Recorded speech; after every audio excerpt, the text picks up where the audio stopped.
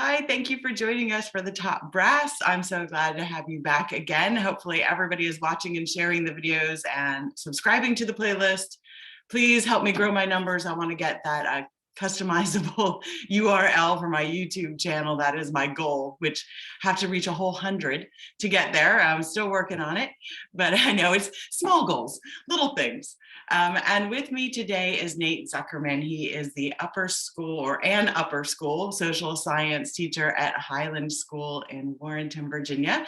I met Nate a few years ago when I was working on a program for youth entrepreneurship, and went, okay, who around me is doing something similar that I can ask a bazillion questions of so that I do it right and get best practices? And Nate was one of my people. Thank you so much. You did actually help me quite a lot.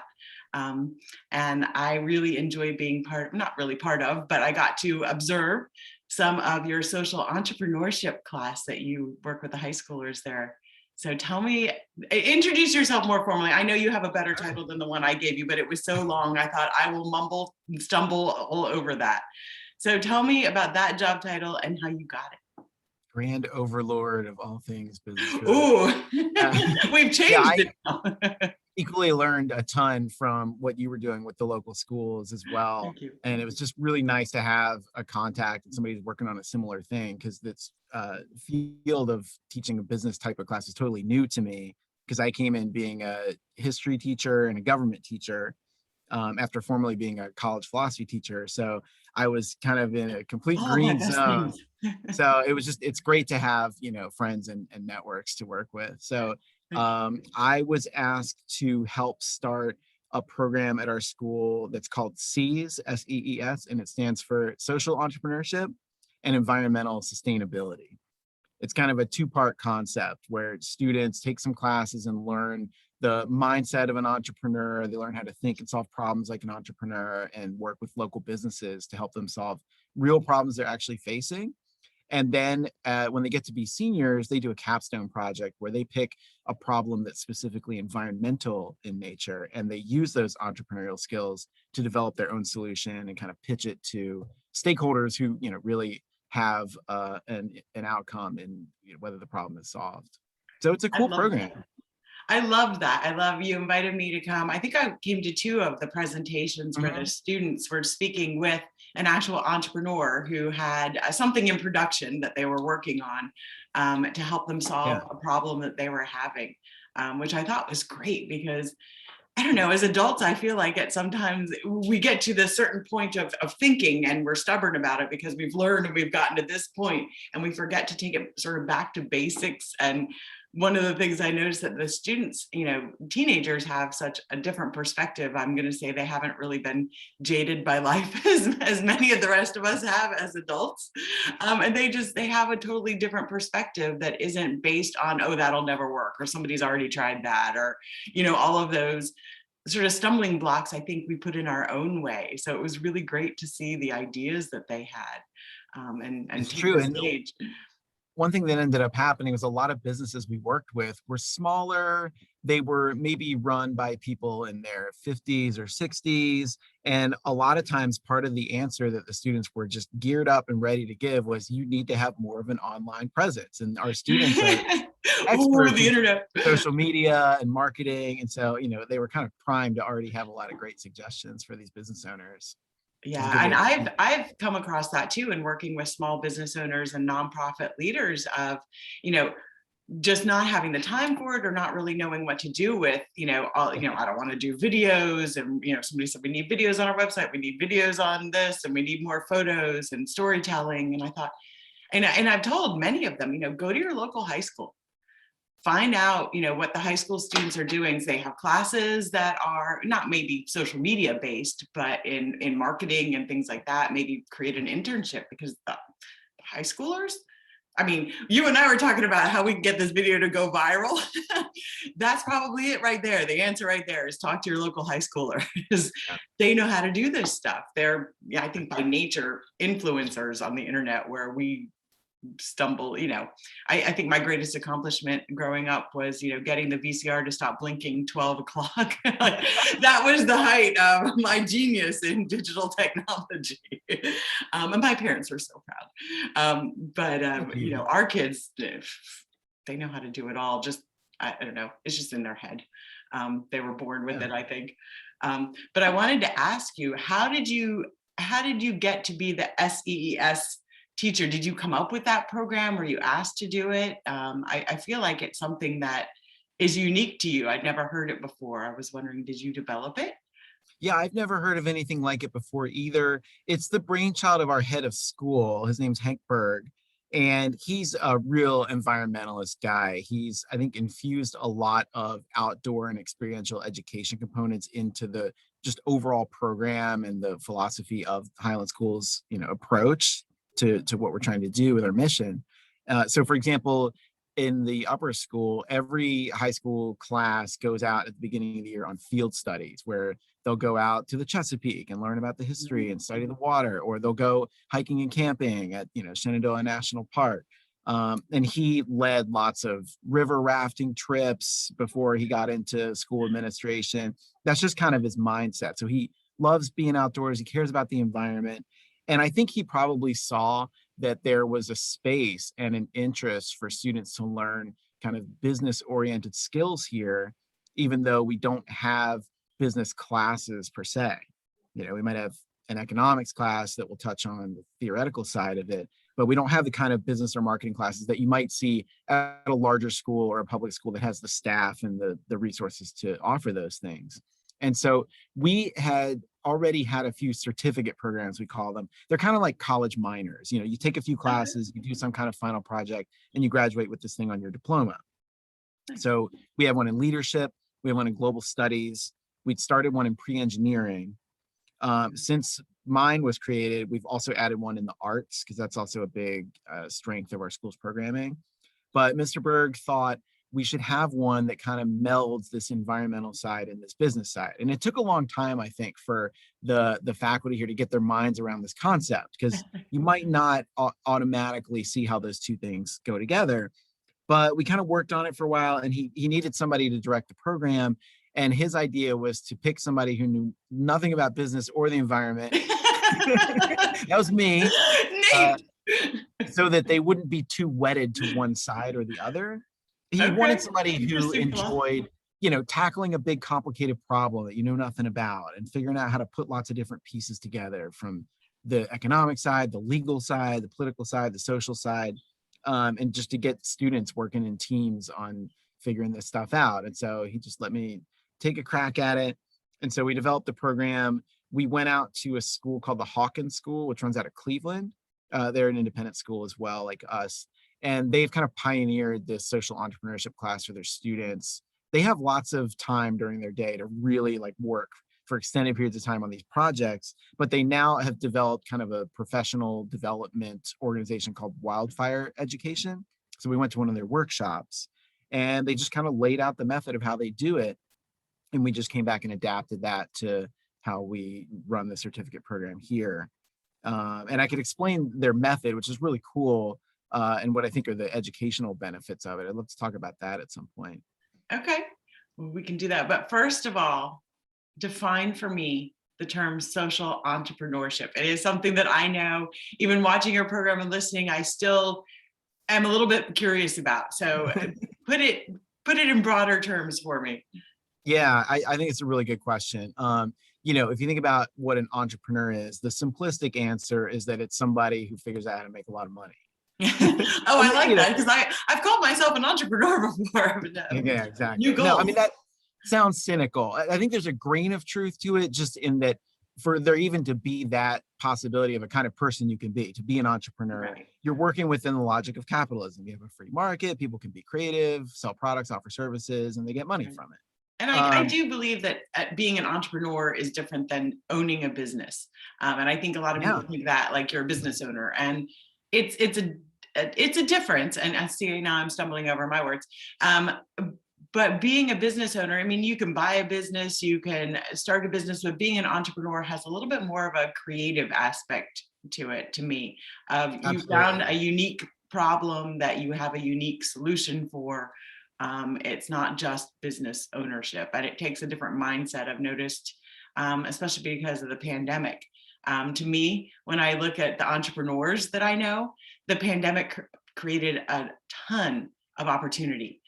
New things to be developed, new things to be worked on, adapting to change. It excites entrepreneurs when those things happen. Business owners were scared.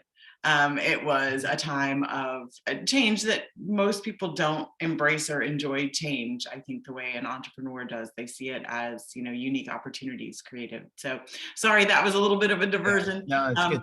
You But said it as a threat. that's No, the that's a perfect entrepreneurship bridge. part. So now the social part. Well, the Which second I'm thing I like, was oh, gonna- social. I like being social.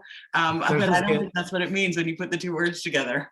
Right. It's not like, a party of business owners. Yeah, I like that. The second thing I was going to say about entrepreneurship is that as I learned about this class and how to run the program, I realized that it's not simply somebody who wants to make money. It is, like you're saying, a mindset. It's really not just being a problem solver, but being an entrepreneur is being somebody who's a problem finder. Somebody who knows how to pick up on an opportunity to help people get rid of something that's a pain for them or satisfy something that they want or that they need. And that sounds simple, but to be able to do that, like you say, you got to think really creatively. You have to know how to see the world through other people's eyes, which means you have to talk to a lot of people. You have to network. You have to be a really good listener and observer. And to make that solution happen, you have to learn to bring people together and get, information and insights and resources from all different parties, which is a kind of, personal skill that, goes beyond just knowing how to crunch numbers on your ledger, right? It is much more than being a business owner. So yeah, there's this mindset, there's this risk taking, thinking outside the box, creative problem solving. To me, that's what being an entrepreneur really seems to be about.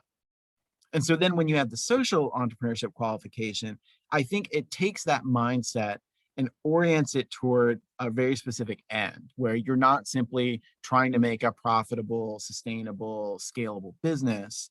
You're trying to create social value. And that could look like a lot of things. It could be working with nonprofits to provide social services to the needy. It could be trying to get people excited about a river cleanup or a highway cleanup, doing things to help the environment. It could be motivating venture capitalists to chip in through philanthropy to whatever kind of social or even political cause you might have in mind. So, I think it's the end, it's the good that you're trying to create that really makes a social entrepreneur what they are. Okay. So I know the presentations that I saw your students do, they were presenting to entrepreneurs who had a product. I want to say, and you'll have to pardon my terrible memory because I know this is a few years ago. One of them, a long time ago. Yeah, like 3 years. Maybe 4. But I remember one of them, I think he had a water bottle, a specific type of water bottle that was infusing, you could infuse something in it. I don't remember the specifics of it. Was that one of the water bottles? Was that a That's right. product? No, this is just a normal water bottle. No additives in there. But I can definitely see how it applies to product-based businesses. When you're talking about being kind to the environment and sustainability, earth friendly, I'm going to say, for lack of better term. And you mentioned, how it can be applicable to someone who is perhaps helping nonprofits sustain and achieve their mission, which I'm very excited to hear because I'm like, yes, that would be me. So how is it really applicable toward service-based businesses? Because I easily in my head, I see it with products. How is it applicable, say, if you take it one step further, when you mentioned somebody who does, assist nonprofits with achieving their mission? I guess I'm still wrapping my head around, but what does it mean as far as, I guess I would, if I'm trying to apply it to myself, taking it one step further, are there further applications of means and methods for which I work with my clients? Or, when you're looking at the potential outcome, for me, obviously the potential outcome would be a successful business, a successful nonprofit. They are achieving goals and missions. So I'm helping them with their outcome.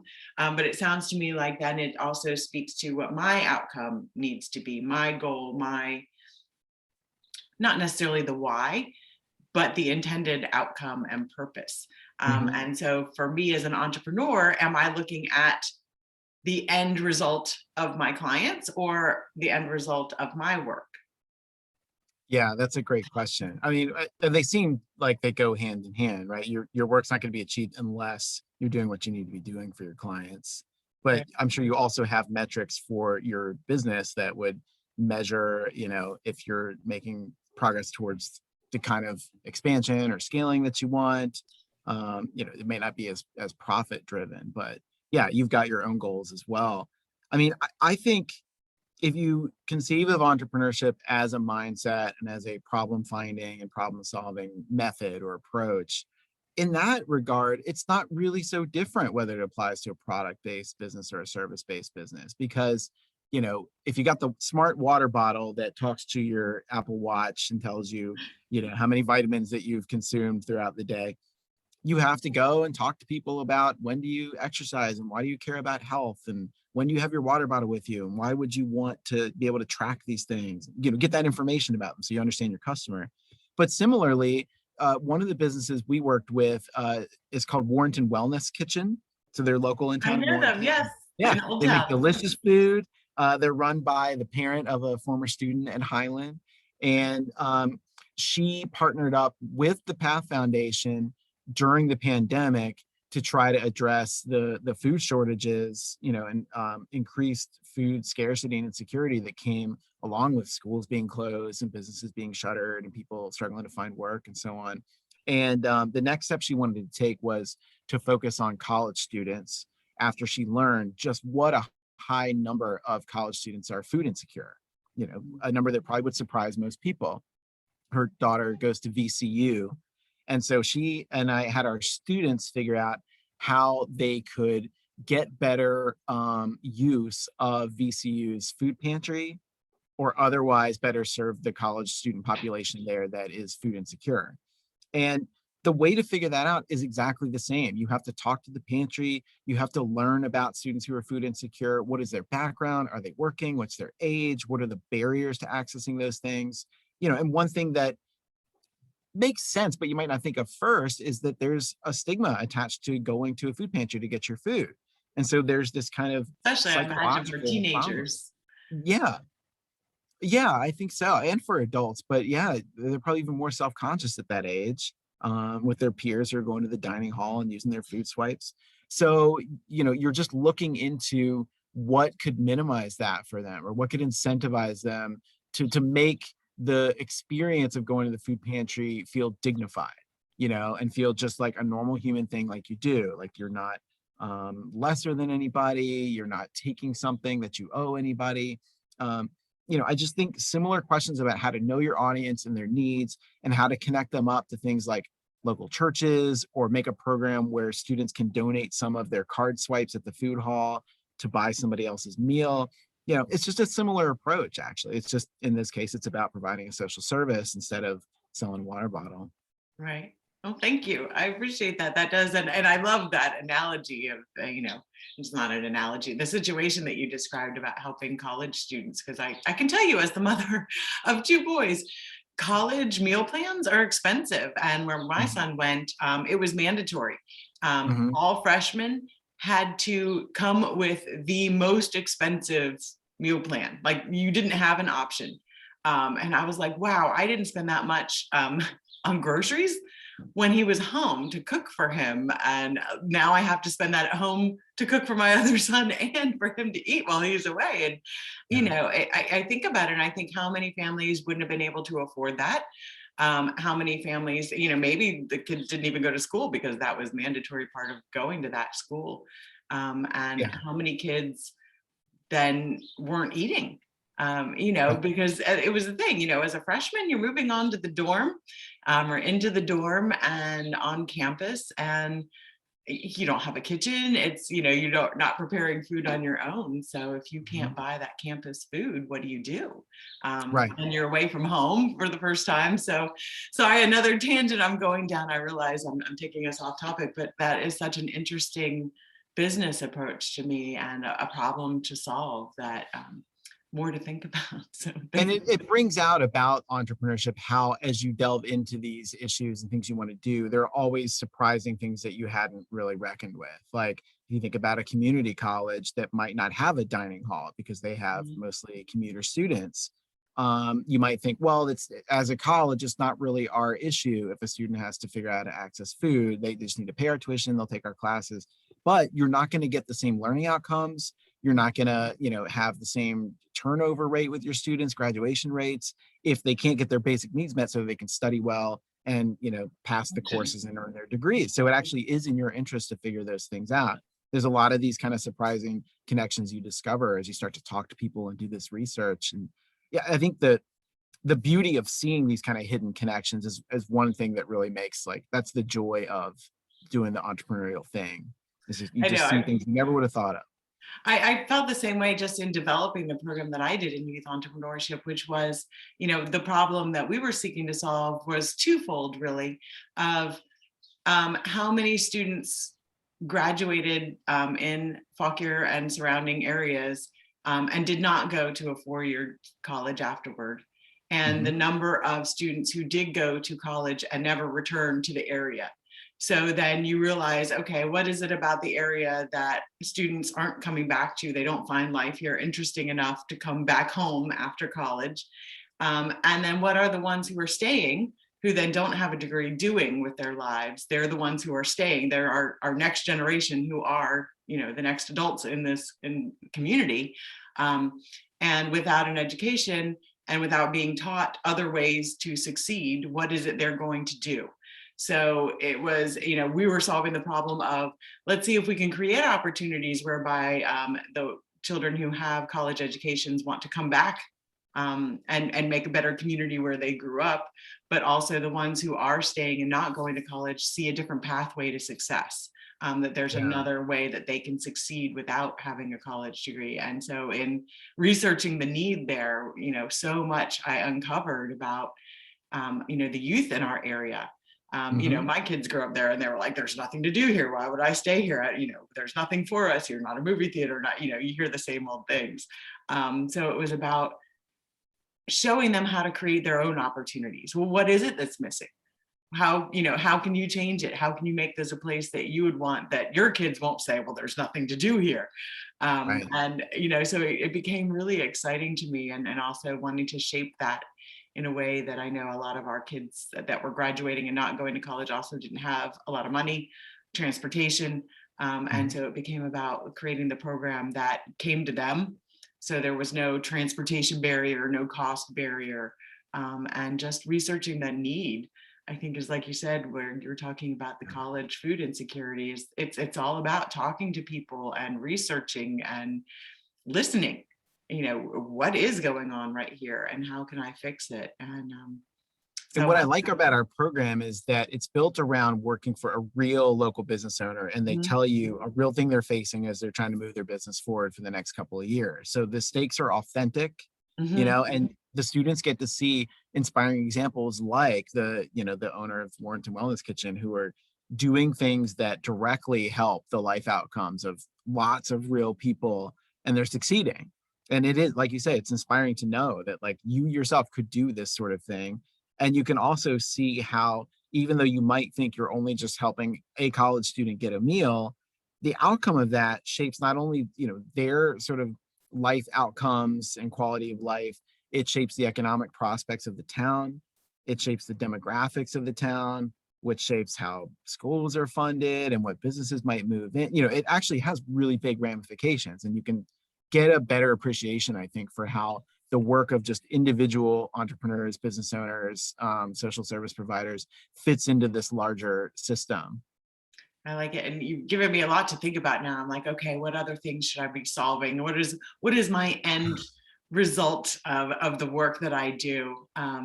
So I think we'll wrap up a little bit here, but the last thing I want to know, and I don't know if you've thought about this or had a prepared answer, because I know I gave you some short snippets ahead of time. What has been the highlight for you in running this program and working with the students that you work with? It's been a number of things. I mean, just personally, selfishly, I've learned so much because I didn't know even what a business model was. I didn't know the strategies that business owners use to get things up and running and get, investment and get people involved. That's just cool to learn about in its own right, to better understand just how the economy works, because I participate in the economy every day. But for the students, what's most rewarding is that this is a class where you don't have to be a typical kind of book learning student in order to be able to thrive in it. And so it takes a lot of students who might not necessarily feel like they love reading that much or math isn't their thing, and they can find a niche where they love talking to people, they love getting up on stage, or they love to design a great set of slides to pitch to somebody. They can really find strengths to leverage as they're, describing themselves as a college applicant, or just discovering what career exploration they might want to get into. The way that it can open eyes and open doors for students. I really love that. That's rewarding. And the other great thing is just to have a chance for our independent school, which can be kind of cloistered in our little bubble here, to make more authentic and substantial partnerships with organizations in Warrenton, in the broader community. Just getting to know business owners, getting the word out to students that they're out there, having internship possibilities for them, but just kind of, growing the outreach and making Highland School just a more connected part of its environs. That feels really important to me as well. And I've just loved hearing the stories of all these business owners and what they do and how they got into it, and just getting to see where they work. It's just great to meet people who are creative and hardworking and doing really interesting things. So it's been a joy. That's great. I remember hearing you tell me, I think your students went out one time just sort of hitting the sidewalks in Old Town, talking to Yeah. people. They had a questionnaire, I think, that they had to administer in person. It wasn't, survey monkey kind of thing and throw it out there. It was Right. march around downtown and talk to people in real life. And I thought, I haven't seen people do that in forever. I remember, they used to do that as you walked through the mall. People with clipboards would come Yep. up to you to ask you things. And it's so great for the students to see things in real life and talk to people, because you're right. I think we have this mindset that may or may not be true, that most high school students leave without any real life experience, work experience, that they've been in this bubble for 18 years, and then we expect them to go out in the world and function, and you're sending them out in the world to see what's really happening out there. And I love Yeah. that. And They're super important people skills to have. How to make a phone call, how to have a yes. conversation with somebody. Like, you got to know how to do that no matter what you go on to do after school. Yeah, and I love that you put them in front of social entrepreneurs, which I hope now everybody knows a little bit more about, and I will be thinking about as well. So thank you so much, Nate. I'm going to close it off right here. Any last words? Thanks for the opportunity. It's been great talking with you. It's been great partnering on this work, and hopefully we can get more and more schools doing this kind of thing, because I think it's needed. Excellent. Thank you. I think so too. And I think we need more social entrepreneurs. So if you're watching and you own a business, think about what is the result of your work? How is it making the world better? So hopefully everybody watching here will share the videos. Like I said, subscribe, got to get the custom YouTube channel. Thanks. And I will see you next time.